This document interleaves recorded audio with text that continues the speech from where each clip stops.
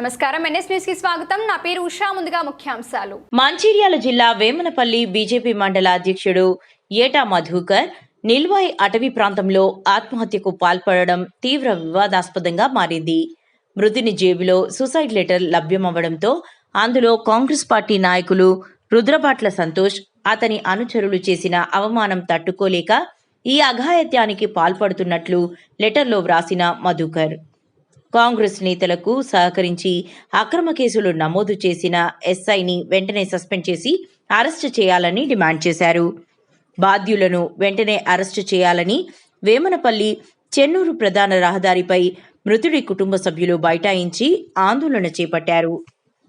మంచిలాల్ గారు తీయించడం జరిగింది మధుకర్ యొక్క బాడీ నుంచి. నా చావుకి కారణం రుద్రభట్ల సంతోష్, గాలి మధు, చింతకింది కమల వీరి వలన నేను ఆత్మహత్య చేసుకుంటున్నాను. వీరు నాపై రాజకీయంగా ఎదుర్కోలేక తప్పుడు కేసులు పెట్టించి నా యొక్క పరువు ప్రతిష్టను దెబ్బతీశారు. నా చావుకు కారణమయ్యారు. నేనే తప్పు చేయలేదు. అలాంటి క్యారెక్టర్ నాది కాదు. అందుకని వీర్లపైన చట్టరీత్యా చర్యలు తీసుకోవాలి. అలాగే నా యొక్క కుటుంబానికి బీజేపీ పార్టీ అండగా ఉండాలని, నా కుటుంబాన్ని కాపాడాలి. తప్పకుండా ఉంటాం. వేమనపల్లి మండల ప్రజలారా, మన మండలంలో కుల రాజకీయాలు ఉన్నాయి.